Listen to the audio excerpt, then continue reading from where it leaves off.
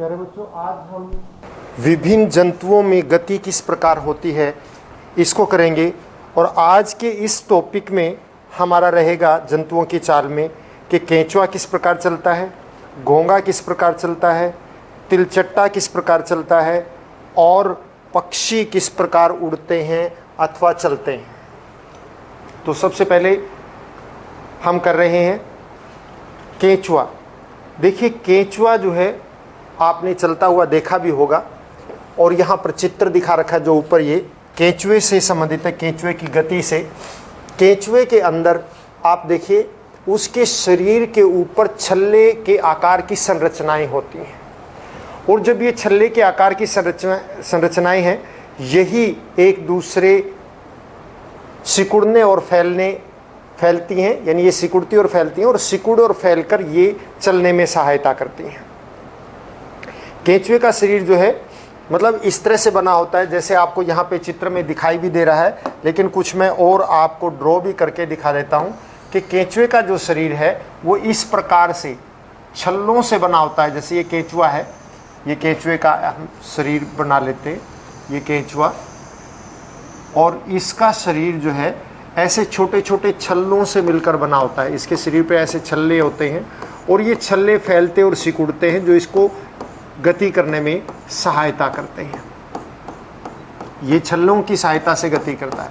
ये छल्ले देखिए किस प्रकार से, ये पूरे शरीर में इसके छल्ले होते हैं। जैसे ये गति करना प्रारंभ करता है तो इन छल्लों की सहायता से किस प्रकार से ये गति करता है।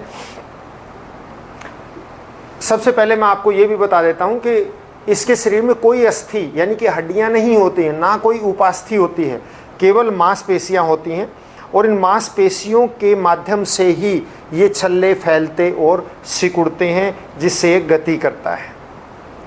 सबसे पहले केंचुआ जो है क्या करता है, अपने शरीर के पिछले भाग से, देखिए शरीर का ये मान लिया पिछला भाग है और इससे ये सिकुड़ जाता है और ये ज़मीन को पकड़ लेता है। क्यों पकड़ लेता है, किस प्रकार पकड़ लेता है? क्योंकि इसके छल्लों में मांसपेशियां होती हैं और उन छल्लों के नीचे के भाग में बाल के आकार की संरचनाएं होती हैं जिनको हम सूक कहते हैं।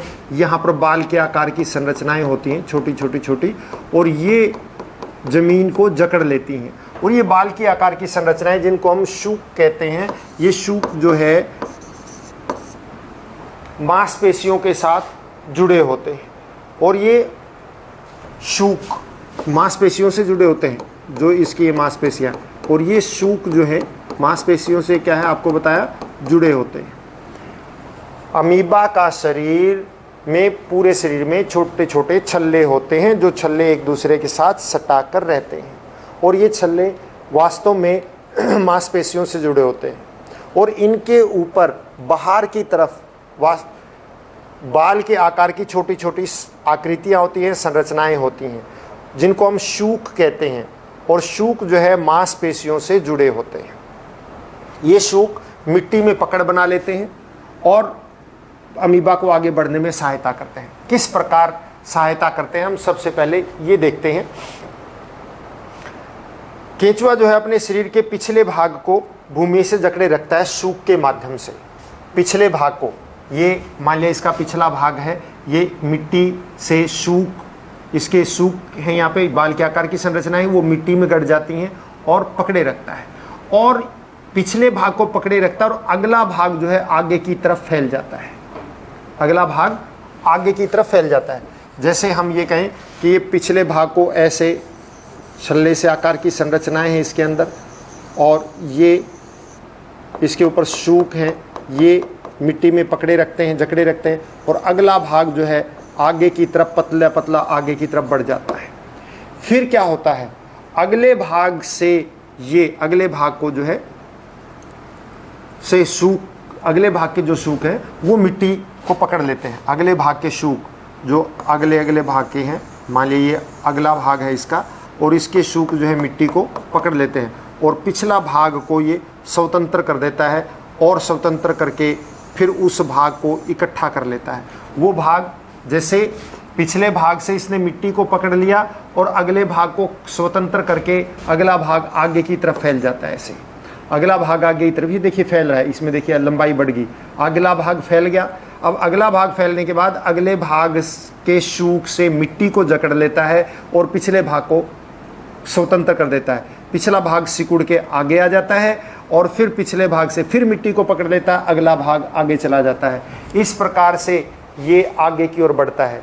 ध्यान से सुनिए, पिछले भाग से शूक के माध्यम से मिट्टी को पकड़ लेता है, उसके बाद अगला भाग फैलकर आगे चला जाता है, फिर अगले भाग के शूक से मिट्टी को जकड़ लेता है और पिछला भाग जो है सिकुड़ के आगे आ जाता है, फिर पिछले भाग से पकड़ लेता है, अगला भाग स्वतंत्र होकर आगे चला जाता है, अगले भाग से फिर मिट्टी को पकड़ लेता है और फिर जो है पिछले भाग को स्वतंत्र कर देता है, पिछला भाग सिकुड़ के आगे आ जाता है। इस प्रकार से अर्थवर्म यानी कि केंचुआ गति करता है।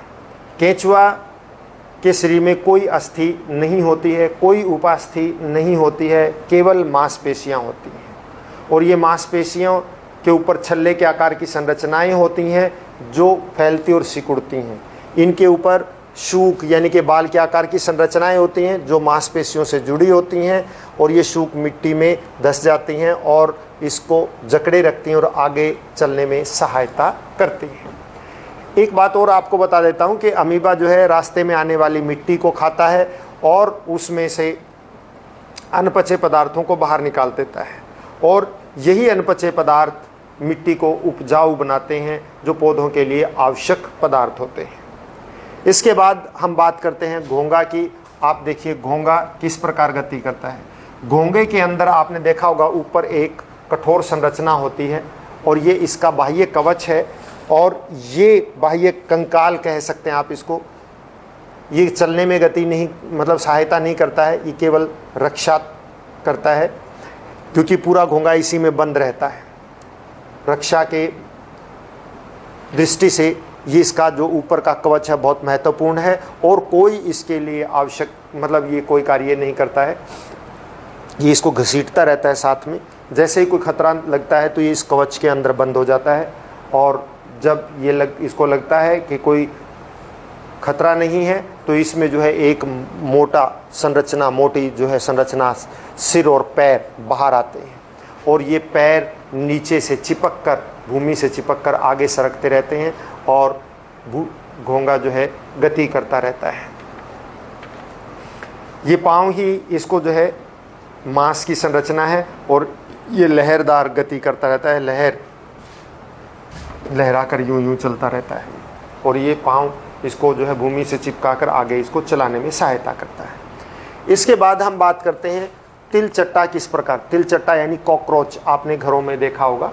कॉकरोच किस प्रकार गति करता है आप देखिए। इस कॉकरोच का जो बाहरी शरीर है वो काफ़ी कठोर होता है क्योंकि इसके ऊपर जो है कठोर बाह्य कंकाल होता है इसका, ये जिससे ढका रहता है और इस कंकाल के अंदर छोटी छोटी संधियां होती हैं जो इसको चलने में सहायता करती हैं।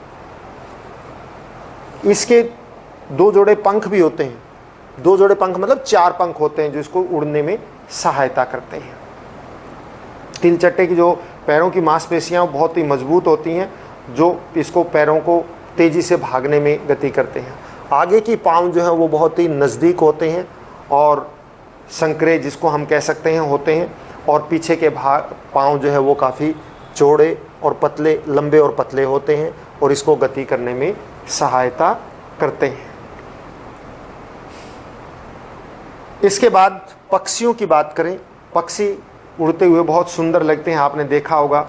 कुछ पक्षी पानी में तैरते भी हैं जैसे बतख, क्योंकि उनके पाँव के अंदर जो ये पाँव की उंगलियां हैं इनके अंदर जालीदार संरचनाएं होती हैं। जैसे पाँव की उंगलियां हैं, उन पाँव की उंगलियों में जालीदार संरचना होती है। जैसे पाँव की उंगलियां इस तरह से उंगलियां होती हैं, इन उंगलियों में ऐसे जालीदार संरचनाएं होती हैं जो इसको इन कुछ पक्षियों को पानी में तैरने में, जैसे बतख है, हंस है, उनको पानी में तैरने में सहायता करते हैं।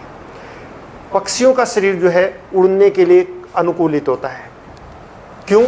इनके अंदर काफ़ी विशेषताएं हैं कि इसकी जो अस्थियां होती हैं वो अंदर से खोखली होती हैं, उनमें हवा भरी होती है और वो काफ़ी मजबूत इनके मांसपेशियां होती हैं। तो हवा भरी होने के कारण हल्की होती हैं, एक बात। दूसरा, इनका शरीर भी जो है वायु में गति करने के अनुकूल है, आगे से और पीछे से पतला होता है। तो इस प्रकार, और इसकी जो अस्थियां हैं वो मजबूत मांसपेशियों से जुड़ी होती हैं, और मजबूत मांसपेशियों से जुड़ी होने के कारण वो लंबे समय तक इनको हवा में उड़ने में सहायता प्रदान करती हैं। देखिए आप, ये आगे के जो इसके अग्रपाद हैं वो पंखों में परिवर्तित हो गए हैं, और जो पश्चपाद यानी पीछे के पैर हैं वो पैरों के रूप में ही हैं, पतले और लंबे होते हैं, जो इसको चलने में सहायता करते हैं। पंख की जो मांसपेशियां हैं वो काफ़ी कंधे की मजबूत अस्थियों के साथ जुड़ी होती हैं और वक्ष की अस्थियों के साथ भी जुड़ी होती हैं। वक्ष की अस्थियां यानी कि छाती की अस्थियां जो इसको जकड़े रखने में सहायता करती हैं, और पंखों को ऊपर नीचे, जो ये वक्ष की अस्थियां हैं, ये इसका वक्ष है, इस वक्ष की अस्थियां जो इन पंखों को ऊपर नीचे करने में सहायता करती हैं। और इसके कंधे की अस्थियां भी काफ़ी मजबूत होती हैं ताकि लंबे समय तक ये उड़ता रहे। और जो पीछे के पाँव हैं इसको बैठने में, चलने में, दौड़ने में ये सहायता करते हैं। तो इस प्रकार से पक्षी जो हैं पंखों के माध्यम से अग्रपाद यानी कि अगले, जैसे हमारे अग्रपाद हाथ हैं, इस तरह इसके अग्रपाद, पक्षियों के अग्रपाद जो हैं वो पंख होते हैं। पंख जो है वक्ष की अस्थियों से जुड़े होते हैं मजबूत मांसपेशियों की सहायता से, और ये वक्ष की अस्थियां इस पंखों को ऊपर नीचे करने में सहायता करती हैं। इनकी कंधे की अस्थियां काफ़ी मजबूत होती हैं। पश्च यानी पीछे के पैर जो हैं वो चलने में, दौड़ने में, और कुछ पक्षियों को तैरने में सहायता करते हैं, बैठने में सहायता करते हैं। इस प्रकार से पक्षी हवा में उड़ पाते हैं, क्योंकि ये देखिए इसकी जो वक्ष की अस्थियां जो इससे जुड़ी हुई इसको ऊपर नीचे करने में सहायता करती हैं, जो इसके कारण ये लंबे समय तक वायु में उड़ता रहता है। तो आज के लिए इतना ही काफ़ी। घर पर रहें, स्वस्थ रहें और अपना काम हर रोज़ करते रहें।